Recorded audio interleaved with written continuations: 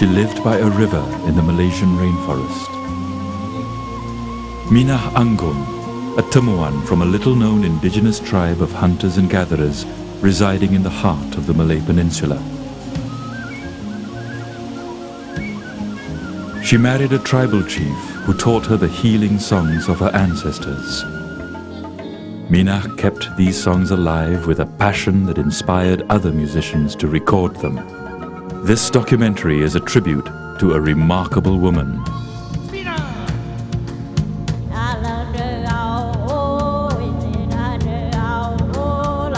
Diva of the forest and cultural ambassador of the Temuan tribe.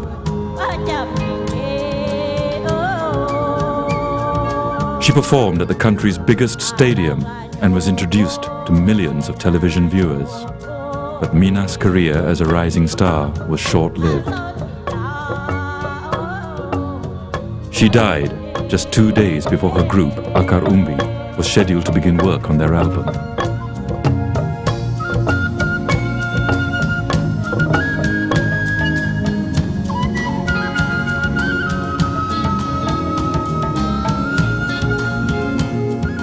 With Minah's return to the spirit realms, this film took on a new urgency. In the process of documenting her story, we uncovered evidence we couldn't ignore. Evidence of a subtle but relentless policy to eradicate everything Minah believed in.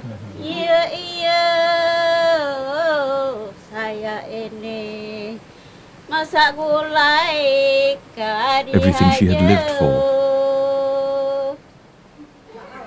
The natural way of life of Malaysia's indigenous peoples, the Orang Asli, the original guardians of the forest.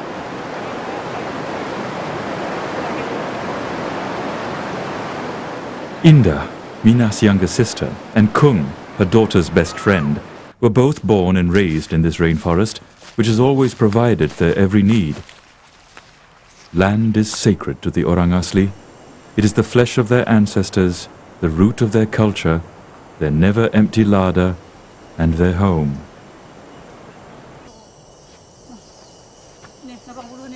For Indah and Kung, the rainforest is also a workplace.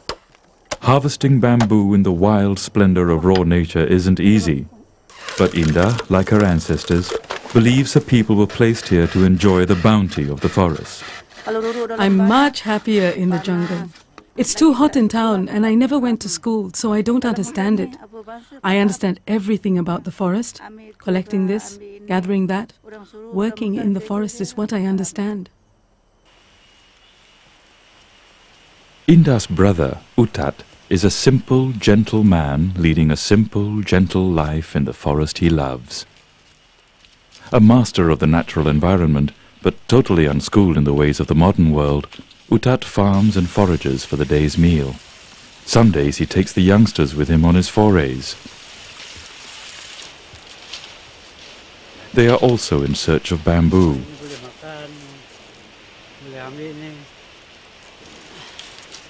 This time they are gathering the growing shoots, a seasonal treat.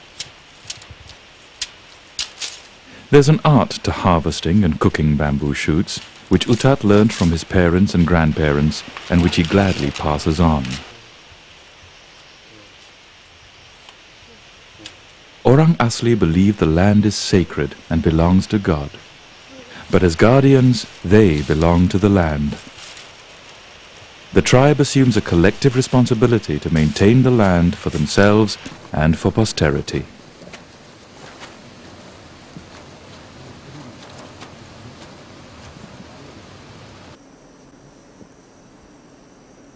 Utat's greatest joy is to tend his crops, setting traps close to where he grows his tapioca and sweet potatoes. Not only protects them, but could snare him a wild pig for dinner too if he's lucky.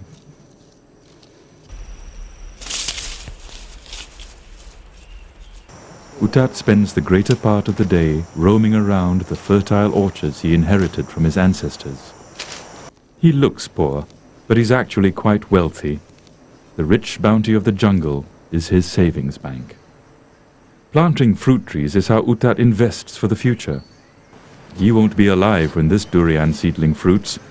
but he's perpetuating a cycle of growth and guardianship of food and medicinal resources handed down countless generations. A durian tree can live for more than 100 years, and its delicious fruit provides the bulk of the Orang Asli's income. Indah and Utat's second cousin Bidar is the village headman or batin. Traditionally, the batin is the spiritual head and arbitrator of tribal justice, a role Bidar inherited from his father and grandfather before him. The Temuan Orang Asli village is one that we have inherited from our ancestors. The years, I don't know how to count the years. But if you want to count the years, there are not enough numbers. When the earth was formed, we were here. Although Bidar is sure how long his people have been around, paleoanthropologists are more tentative. They say the Orang Asli came in 3 waves, possibly as far back as 25,000 years ago. The first and second waves came down from the north, from what is now central and southern China. The last wave began arriving about 1,000 years ago, Austronesian people from the islands to the south, west and east. The peninsula is now populated by 18 different tribes of Orang Asli. While Bidar's ancestors enjoyed a life of peace and tranquility in the rainforest, huge empires were flourishing in the region, bringing more and more traders to these shores. The first settlers were ethnic Malays, who established cordial trading relations with the Orang Asli, their suppliers of jungle products. But these Malays soon became colonizers, anchoring their culture, introducing new trade, and establishing powerful, warring sultanates. For the Orang Asli, the beginning of their slow decline. And when the Malays embraced Islam and could only keep infidels as slaves, the pagan Orang Asli went from being the hunters, gatherers and traders to being the hunted, gathered and traded. They retreated deeper into the highland forests, back into the realm of magic and myth. The Orang Asli have a spiritual view of the physical world. The mountains and the rivers, the forest and its animals, all have spirits to be respected and revered. This majestic mountain, Gunung Raja, is the center of the Temuan universe and birthplace of the tribe. This is where the souls of the departed gather before returning to the spirit realms.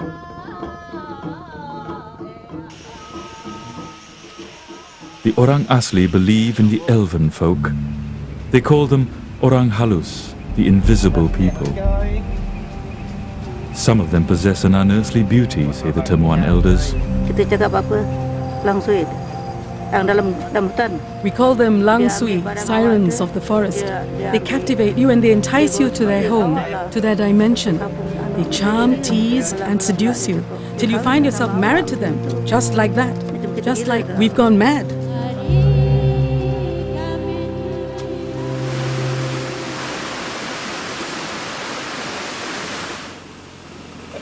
Indah has an unlikely son-in-law in Antares, a writer, philosopher and musician, who moved to the forest seeking sanctuary from the stresses of city life.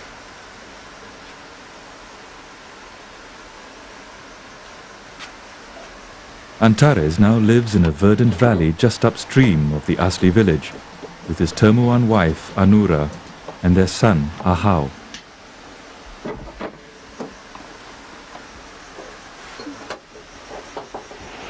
I'm not an anthropologist, so I didn't come here with the intent to study them. I came here because, well, there was a last bit of magic that I could still, a tangible kind of magic that I could feel around them. And, well, having read Tolkien, I mean, when you meet hobbits, of course you're fascinated. You want to actually live with the hobbits for a while, right? And how do you know that they can sort of like suck you into their reality and make you a part of the tribe, Right. I'm right here, and I've had a first-hand experience of what it's like to be immersed in this cultural reality where you've been actually insulated from the mainstream for generations. 500 years ago, in their jungle hideaway, Indah's ancestors probably lived in blissful ignorance of the European empire builders' dreams of world conquest.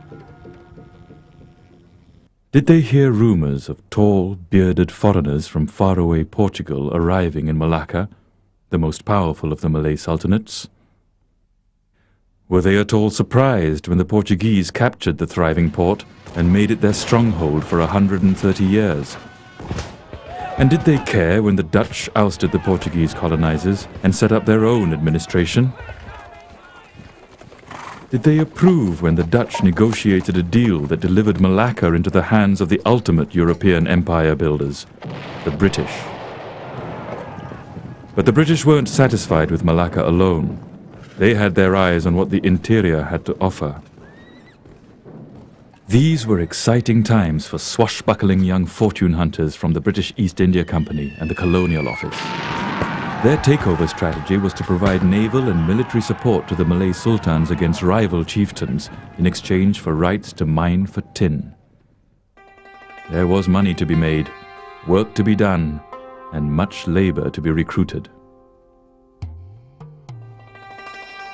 The British imported Chinese coolies to work the tin mines.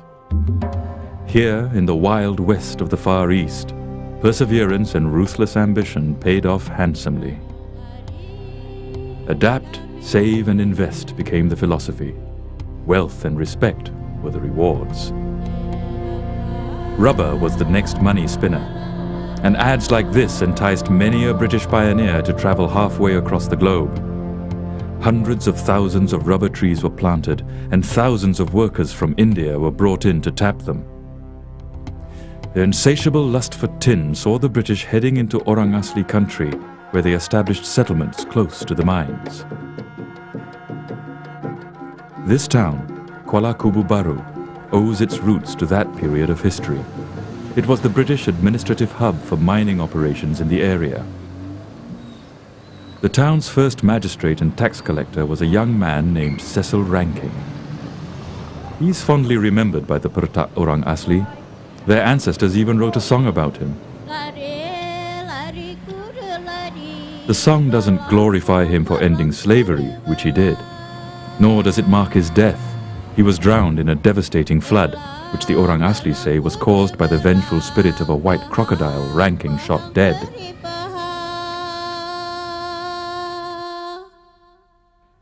The song's actually very light-hearted. It recalls the day he fell off his horse, which ran off into the jungle with a red-faced Ranking in wild pursuit. The British had their stories about the Orang Asli too. This is a journal entry from 1893. Some paid us a visit with a quantity of fresh vegetables which they were anxious to exchange for old sarongs and rice. We paid them in cash, which they did not seem to like. There were 3 women in the party, and they were certainly in need of more raiment. That encounter took place on this hill, a sacred Temuan fertility site where the British had built a cool highland retreat. 1942, and the peace of the jungle was shattered as Japanese warplanes pounded British Malaya. It was only after the modern world had hit new heights of insanity that the war finally ended. The British were quick to return to Malaya to revive their business interests. Once again, Malayan rubber and tin flooded world markets. As war-torn countries rebuilt themselves, Malaya became the world's leading producer of these commodities. It was business better than usual until the communist insurgency. Once again, British Malaya was under attack. Many of the communist guerrillas were former resistance fighters against the Japanese. They didn't want British rule either. They befriended the Orang Asli, whose knowledge of the jungle was vital to them. To thwart them, the British herded the Orang Asli out of the jungle, resettling them in crude camps in town. Many found the heat, the change in diet, and the loss of their freedom impossible to bear. Indah was just a child when her family was brought out. Hundreds of people died. They got sick and died. Mother fell sick and died. Father fell sick and died. Both gone. The British realized they had made a foolish mistake. They tried a new tactic designed to win the hearts and minds of the Orang Asli. Instead of evicting them from their natural habitat, They built forts in jungle clearings. The idea was to befriend the natives, and of course there were lots of material incentives. Food supplies and medicines helped them gain the Orang Asli's loyalty. They swung over to the British, and the communists were slowly driven back. British anthropologists who had been studying the curious little natives found their role gaining greater importance. They were made advisors to the government and began to formulate Orang Asli policy. In 1954, the Department of Aborigines was set up with the police special branch in charge of security. This paternalism was the narrow end of the wedge for outright control of every aspect of Orang Asli lives. Today, the Department of Orang Asli Affairs and the police special branch still exercise guardianship over the Orang Asli.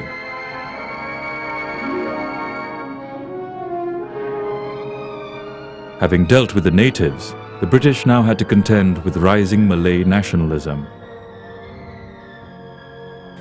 After securing their own business interests, the British felt they could withdraw, and in 1957 bestowed independence on Malaya.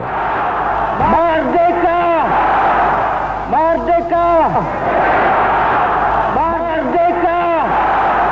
Merdeka!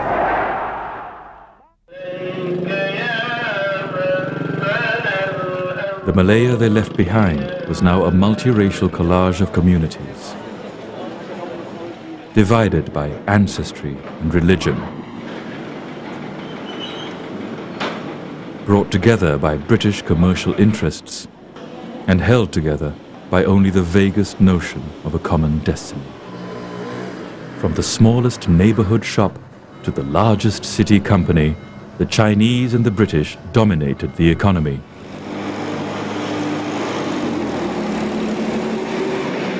Although ethnic Malays were more than 50% of the population, they held less than 2% of the country's wealth. The Malays, who now regarded themselves as indigenous, began to feel they were paupers in their own country. Deepening political and economic divisions led to seething resentments that erupted into violent race riots in May 1969.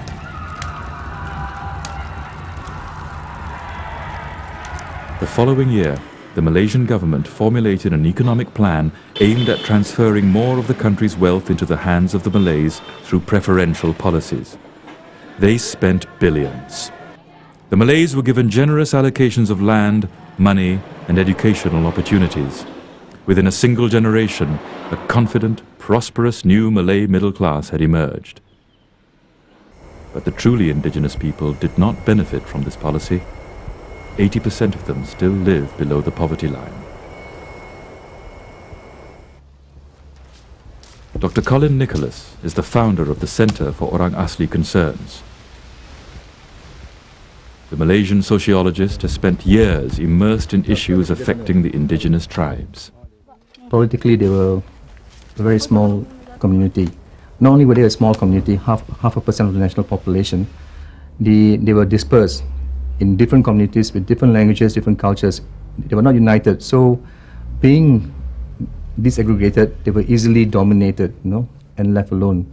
So, and the dominant groups were vying for more and more benefits for themselves. So it's like, why give to somebody who's not asking for it? The government addresses these concerns through its Department of Orang Asli Affairs. Well, Orang Asli, they are supposed to be like other citizens in this country. The government wishes to see them to be equally developed and advanced like other races in this country.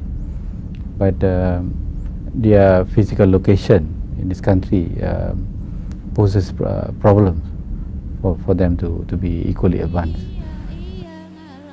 To deal with this problem of isolation, the government seems set on persuading the Orang Asli to relinquish their deep attachment to the land, abandon their culture, and become Malays.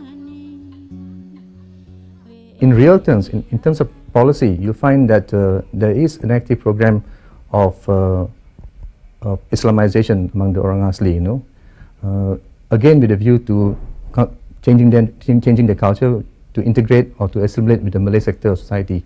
This is the policy. It's addressed in many of the documents. It's been stated in many seminars, and it's frequently out in newspapers and so on. In fact, if you look at our government censuses and records, the Orang Asli are generally classified as Malays. Cadangan ini kan orang asli sudah lama memikirkannya. We have thought a lot about this plan. We, the Orang Asli, feel like this. In the world, there are many different races, but we, the Orang Asli, want to be our own race, from birth to death. We don't want to become another race.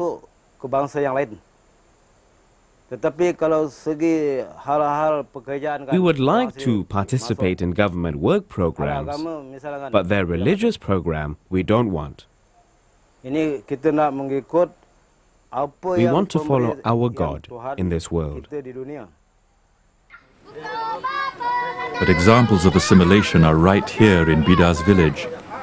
When Indah's granddaughter Pipus was born, an officer from Orang Asli Affairs told them her name wasn't suitable. He advised them to choose a proper Malay name instead, and so Pipus was registered as Rosmawati. But assimilation seems to have its limits.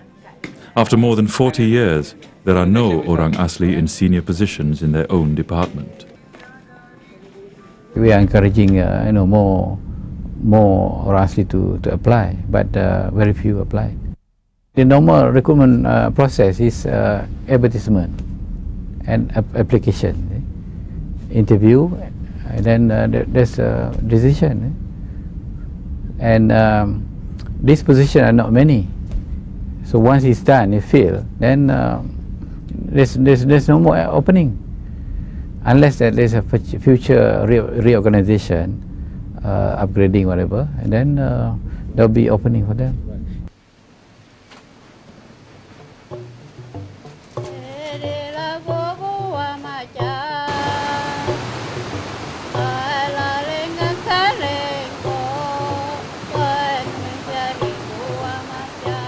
Without any real representation in their own department, many Orang Asli feel that the government lacks sincerity. Largely left to their own devices, life for them continues as it has always done.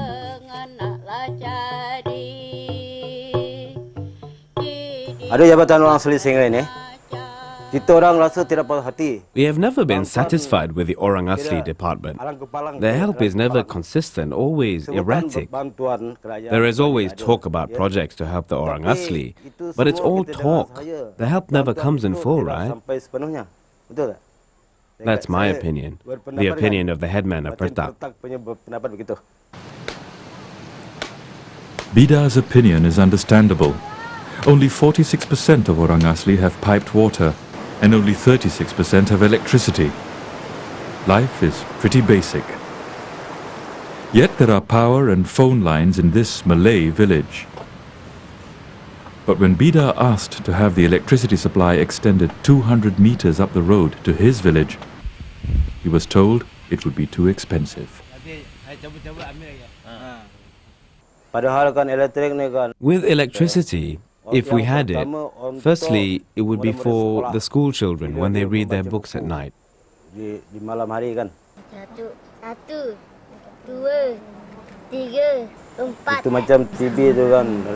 Things like television and radio are second and third considerations.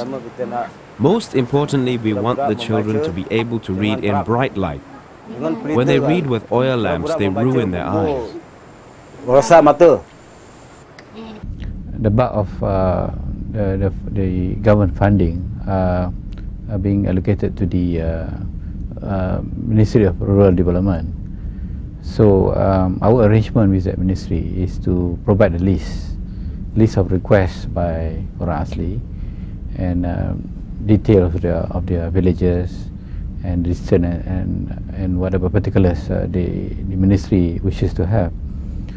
So the ministry has its own priority list.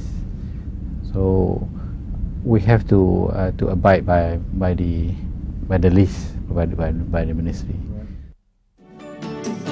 We will always be proud to be Malay. Although nothing's changed much for the Orang Asli, the rest of Malaysia has been marching forward. In the universe, we are proud to be Malaysian, with a leader of great ability.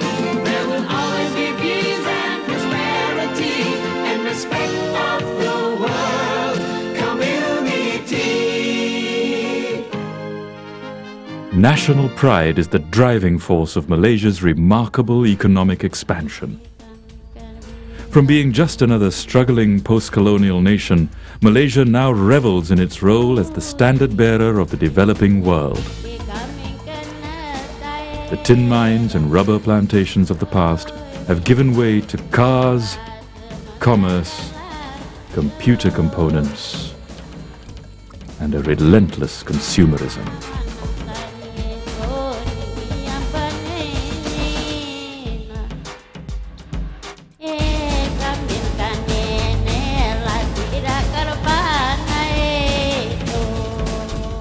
New wealth, new lifestyles, new realities. The brave new city of Kuala Lumpur is only 70 kilometers away from where Indah lives. But the distance might just as well be a million light years. Indah and Kung still spend their days harvesting and splitting bamboo to be made into joss sticks.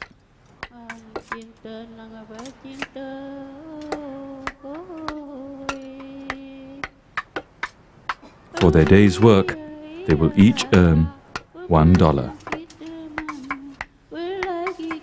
But the forest still provides almost everything they need. Life's easy in the forest. There's tapioca, sweet potato. If we have rice seeds, we plant rice. Food is never a problem. No taxes, no bills. We can build huts in the jungle for free. And there's fire in the jungle. There's a resin we use to make fire. Don't disturb us in our jungle. We're fine.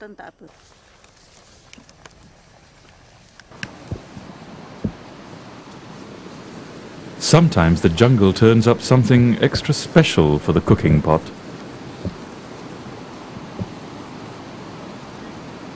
This 5-meter python will provide enough meat to feed half the village.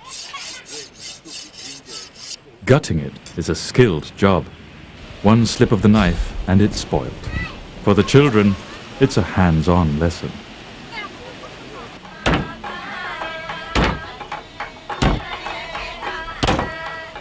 The snake's arrival was very timely. It was a welcome contribution to preparations for one of the Temuan's most sacred traditional rituals, the sawai. There are several taboos attached to the sawai. It cannot be held outdoors, so the Orang Asli create the jungle in their homes. Only then will the spirits deign to come.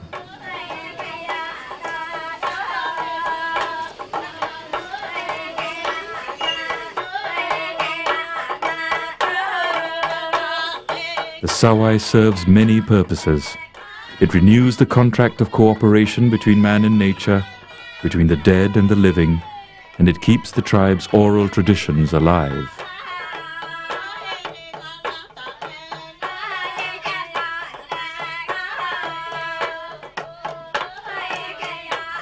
But the reverence that the Asli feel for the land is not shared by the money culture's boom time mentality. Modern, urban, human culture sees nature as some commodity, timber, minerals, and that attitude is in direct conflict with the Asli's unspoken spiritual connection with the land. Kuala Lumpur is a classic example of how rapacious modern development can be. There can be no progress without growth, and growth devours the land.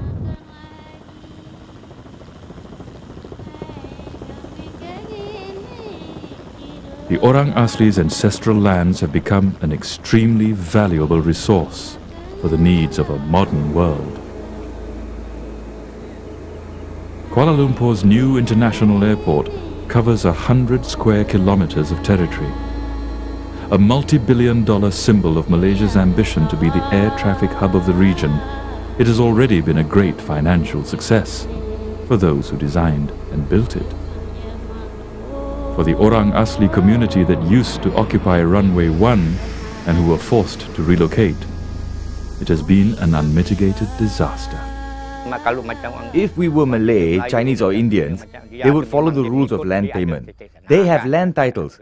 They have rights. We too have rights. We are Malaysian citizens too, but our land, we don't have. But this is a misconception among Orang Asli. They seem to consider the place where they are staying as their ancestral land or tanah saka. But this claim is not recognized by the National Land Code. So there's always this conflict between the so-called tanah saka and National Land Code. In actual fact, the places where they stay are actually state land. This is where they live now.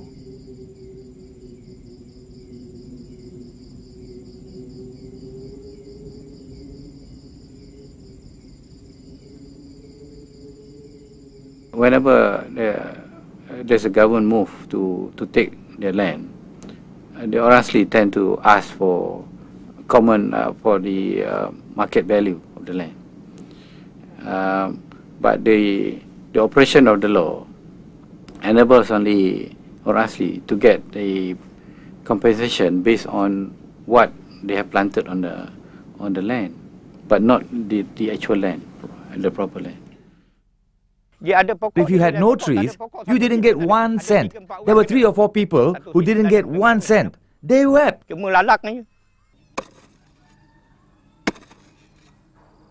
They were promised new land with title deeds, planted with fruit trees and rubber and oil palm before they moved in, they were told. Each family would receive a cash subsidy of $45 a month for 5 years to tide them over till their new trees fruited. After 7 years, this is what they have. These oil palms are the only trees that have materialized. It will be years before these fruit. They weren't given as much land as they were promised. The cash subsidy has already dried up, and legally, they're still squatters. In the case of Busuk Baru, I mentioned, well, it's the wrong choice of land for the resettlement. If the land allocated for them were better, dry land can be cultivated easily without having to spend money for drainage, then the story could be different. In our opinion, being relocated was a tragedy. We're worse than poor now. We're worse off than during the Japanese occupation, which lasted 3 years and 8 months. Why? Because now we have no work. Batin Senin spent years complaining to the Orang Asli department before anyone paid attention. I went there 3 times. I had a discussion with them and discussed with the implementing agencies, JKR, DID, FACRA, and so on. We are taking steps to improve the law, because what happened in the past, that was what happened, the choice of land or whatever. So we'll try to to give a better deal for them. What happened to Batin Senin's village is not uncommon. The people of this community ran away from their resettlement area and returned to the jungle to start from scratch. The role of the JOA is not to do what they are mandated to. That means to take care of their well-being, progress and advancement. It is a means to control the Orang Asli, and to advocate the interests of the government when it comes to Orang Asli government disputes. And this is what they've done all this time. In such circumstances, it isn't hard to see how a whole way of life, an entire culture, can be systematically destroyed. It's going to cause a lot of social structural breakdowns. It's going to cause, it's already causing leadership shifts, in the community. And invariably, the Orang Asli will be like no other community in Malaysia, devout of the identity, and with young children totally forgetting the roots.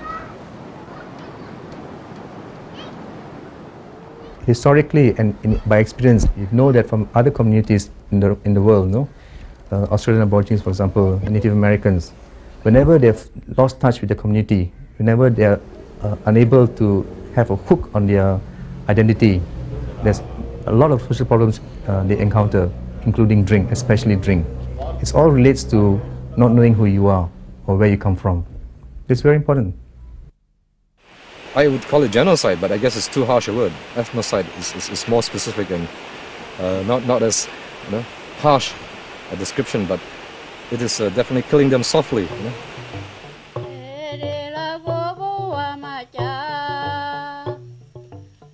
Inda's husband Rasid seems oblivious of the danger he and his people face. In the timeless forest, change is marked by the turning of the seasons. Here, Rasid is harvesting jaring, a jungle fruit that will provide both food and cash for his family. The jungle is familiar, and Rasid feels connected to his ancestral roots. But now his way of life is in jeopardy, and a death sentence hangs over the whole tribe. A dam is to be built on the river that flows through his tribal lands to slake the thirst of an increasingly parched urban jungle. And some say, to save certain companies from financial ruin. This is where the dam wall will rise. This entire valley will be inundated.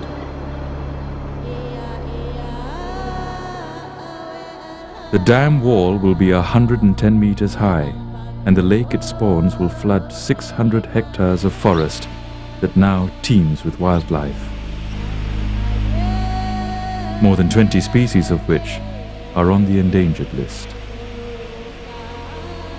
Hornbills, flying squirrels, lemurs, tapirs, clouded leopards.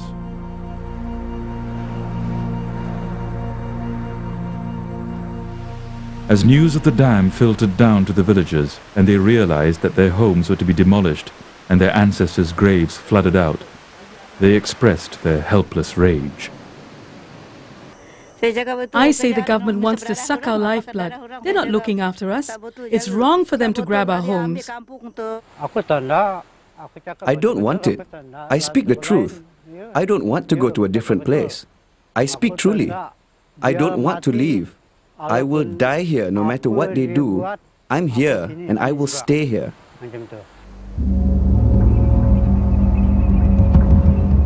All that the Asli can do now is to warn of the very real dangers.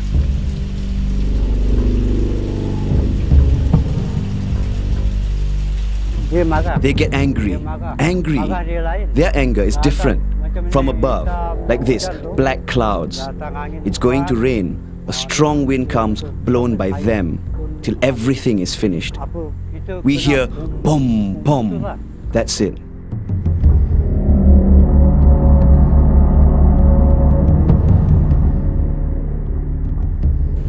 The rivers will swell, and the dragon will come down and strike the dam. That's it. That's their kind of anger.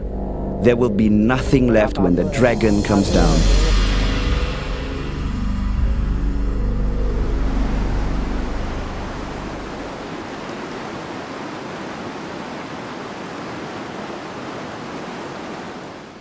You wait and see. They don't get angry so easily. We cut all the trees, we ruin the whole forest. Of course they get angry. That's why we say, don't disturb the environment. The Temuan speak of angry dragons. Scientists prefer to discuss erosion, siltation, ecosystem collapse. It's all the same, really. And in the end, flash floods, landslides, species death, irreversible destruction.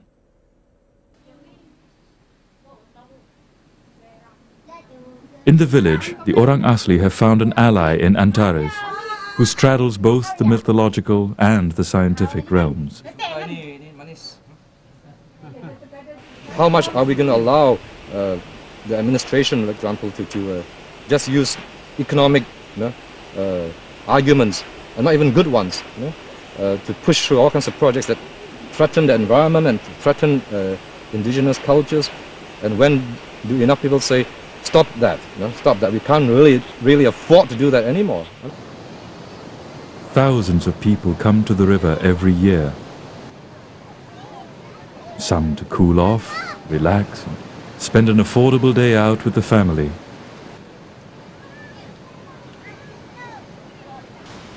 Others prefer the more rugged challenges of the jungle. The area is already on the ecotourism map. Whitewater rafting is well established, a popular antidote to city stress. Reuben Gunn was one of the first to recognize the area's potential. Personally, I think in Southeast Asia or even Asia, this is the best river there is. It's next to the federal capital. It's only 1 hour's drive. It's got rapids that are world class. The water is rather clean because we don't have so much logging on top. And there you are. I mean, other places you could drive like 5 hours one day just to get there. This is perfect. You come here, enjoy your rafting, go back to Kuala Lumpur. There you go. Good day. Life for some of the Orang Asli has substantially improved since Reuben arrived. Here they are well paid and treated with respect.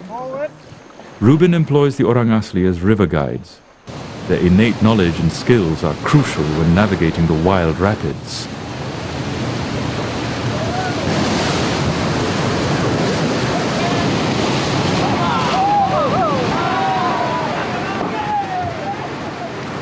You build a dam, 20 years from now it's all silted up, and what do you do after that?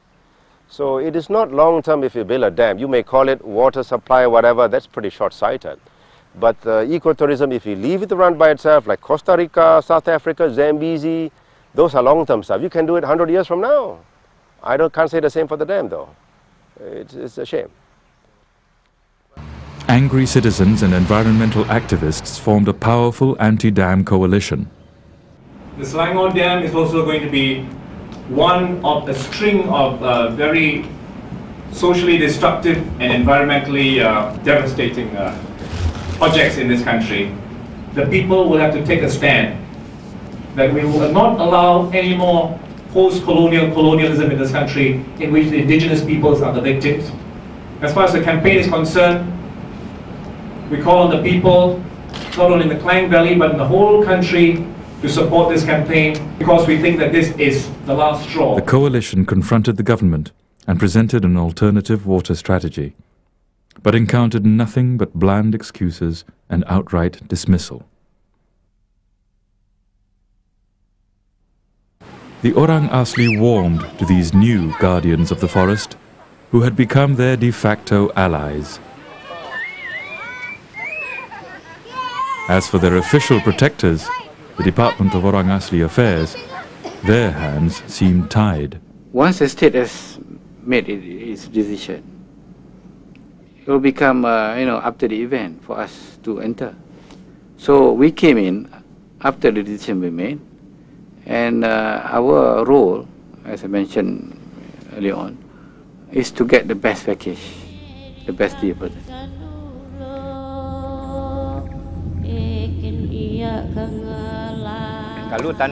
Our original land was excellent. This land needs to be fertilized. It's swampland. It's infertile. Nothing will grow here. Kita pergi lawatan ke kampung yang pernah berlaku projek yang sama kan. We visited a village that has experienced a similar project. We were told by Batin Senin that his advice was that the dam project must be opposed as strongly as possible. Don't accept it.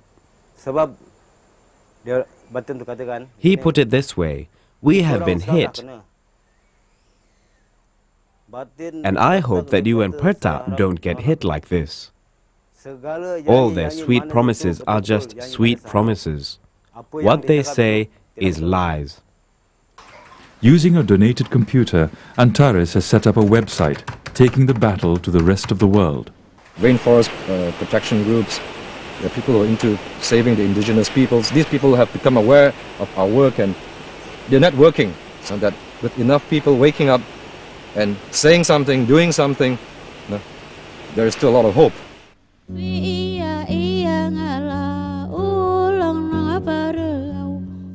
Connecting on the cultural level has helped spread the word. Mina's group Akar Umbi was invited to perform at the Rainforest World Music Festival in Sarawak, Borneo. It was a chance to meet other indigenous people.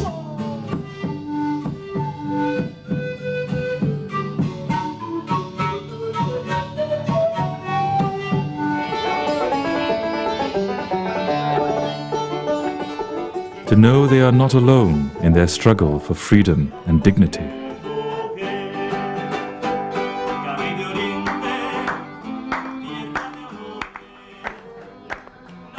There's a joyous mingling of kindred spirits, an expression of solidarity among indigenous cultures, and a celebration of their music.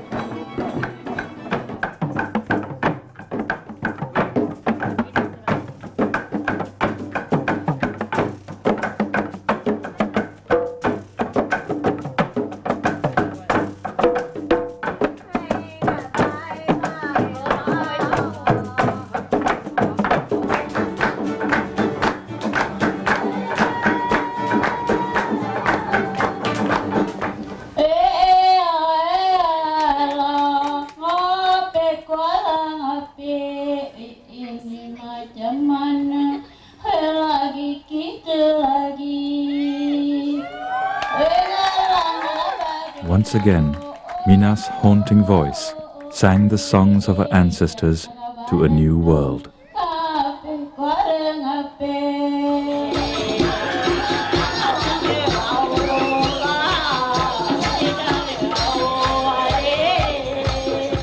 And that world responded with an outpouring of wild enthusiasm.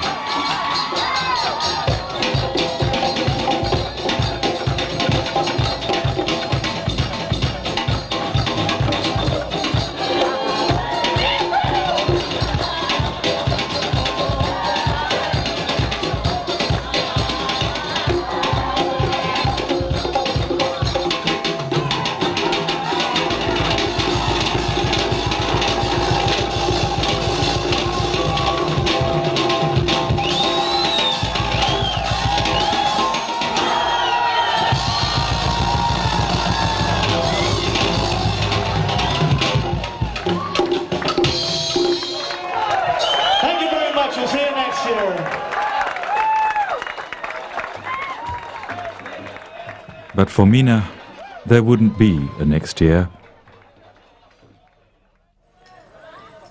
3 weeks after the Rainforest Festival, she died.